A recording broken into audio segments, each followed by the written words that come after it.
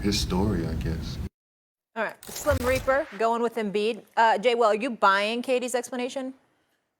I think it comes down to personal biases and what people like in people. I mean, when you start getting to this upper echelon, the numbers are right there for everybody, Yeah, when you're right? splitting hairs. About me saying, oh, Jokic, leads the NBA in PER and NBA history and top 10, all these numbers. But I think there's a lot of stuff that came from Joel Embiid's past that is affecting the way people look at him now. Even though this year he's been completely under the radar. Even with the way he's handled the Ben Simmons chaos, he's just put his head down and he's worked his tail off. So I agree wholeheartedly with Kevin Durant. I still have Jokic as my MVP. I think leading a team without two of his star players, the 48 wins, top 10 in assists, points, rebounds, shooting 58% from the field, the highest PR in NBA history. I like Jokic for him to surpass what he did last year. But I mean, it's right there at the end of the day. But I do think personal biases come into it. There's no question. The people that vote for this, they absolutely put that into it, and they shouldn't, but they're human beings. So, as someone that votes, you're a fan of certain guys for whatever reason. Their games, the margin between these guys is so slim. It comes down to other factors. And so some people are going to say, I really kind of like Jokic or Giannis. Yes, it plays into it. But here's where I'll say I disagree with Kevin Durant. I don't necessarily think there's some sort of a bias against Joel Embiid. I think at one time people felt that way because Joel Embiid talked about himself a lot prior to this year. He would talk about himself as Defensive Player of the Year, as MVP, at one point he said he was the best player in the league and hadn't really done anything in the postseason to that point. And so people, they're taken aback by that, right? Humility is the most endearing quality you can have as an athlete. People gravitate toward it. So what did he do this year? Number one, he got himself in shape. He lost weight. He improved his stamina. He could stay on the court for 36 minutes and finish the game as a power player, not drift out to the perimeter because he's bent over and he's sucking wind. So that's the first thing, maturity. Secondly, look at what happened with this team and this organization. He didn't have a guy go down to injury. He had a guy quit on his team. He had a guy quit and go home, and his maturity and leadership and the way he handled it showed me he's in a completely different place mentally this year than he has been. And then obviously, finally, got to go back it up with your numbers and does your team win? All of those things happen. I felt like he took control of the award like in February and didn't do anything to lose it and somehow got run down on the home stretch. I don't quite understand how that happens. Jokic is the same player from start to finish, so is he. It was pretty much a general consensus. Joel Embiid was the MVP. Based on and all of a sudden, he got run down from behind. I don't understand. Do you think it was because Philly started losing some games when Harden came? Yeah, but it wasn't crazy. They didn't lose 8 out of 10. They didn't go on a 6-game losing streak. His numbers didn't go through a slump. So, to me, one of 3 things has to happen. Your numbers drop off because you went into a long slump, like Curry did at some point. It took him out of it. Your team has to lose at a high rate. They didn't, or you get hurt. He didn't do any of those things, so I don't know how you get tracked down in the home stretch. Before you jump in real quick, so you have Embiid? Yes. Okay. I have a vote. I know. I could have turned in the vote. I could have turned in the vote last week, week before, whatever. I didn't turn in my vote until Monday night, 2 hours before the deadline, because I've been vacillating back and forth. I had to take Giannis and his greatness into consideration. I get tired of people ignoring the greatness of Devin Booker, who is great, and we got to give him his love.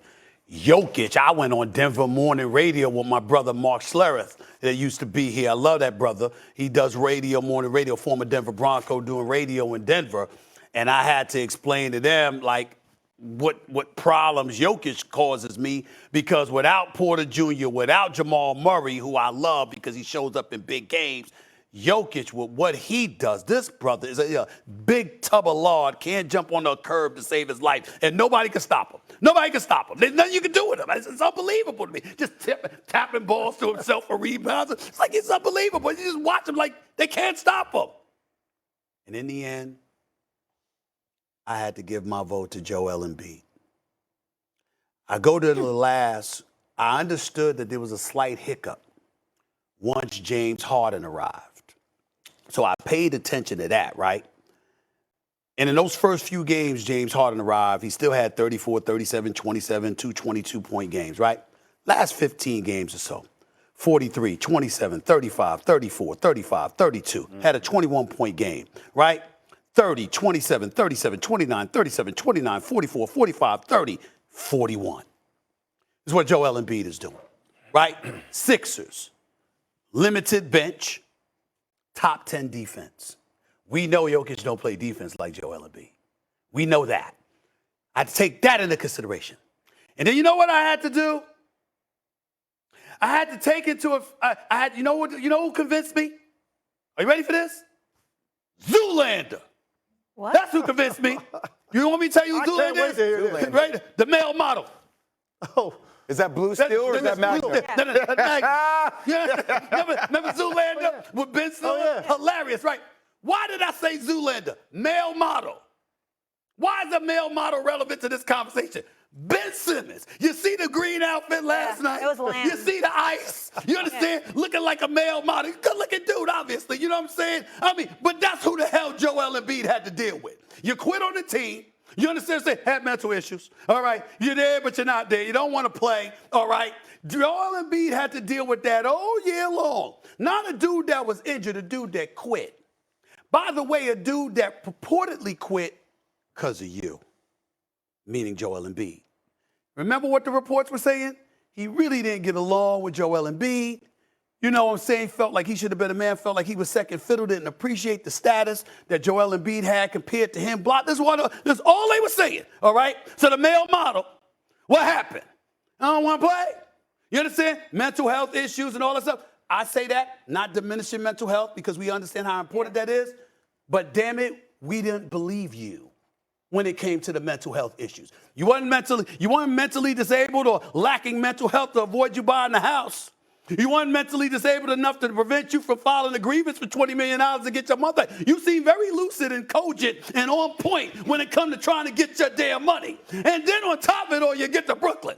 And the second that you get to Brooklyn, you know, when you was in Philly, you were looking like you was on Prozac, that there was stuff that's going on with you. All right? Listen, All right, we can still struggle, and you can still function in life. You can still buy a house. You can still do things, even if you're dealing with mental illness and fairness. That's fair, and I appreciate you Yeah. clarifying that. I'm talking about the fact that people don't believe him. I'm not diminishing anything that anybody with mental health issues goes through. I know that's real. Fine, he knows this. Find somebody in Philly who believes Ben Simmons. They don't believe him. So the point is, we looked at all of that. And you look at it, and why do I bring that up? Because Molly, Tim Legler, Jay Williams right here, I got eyewitnesses. I got receipts.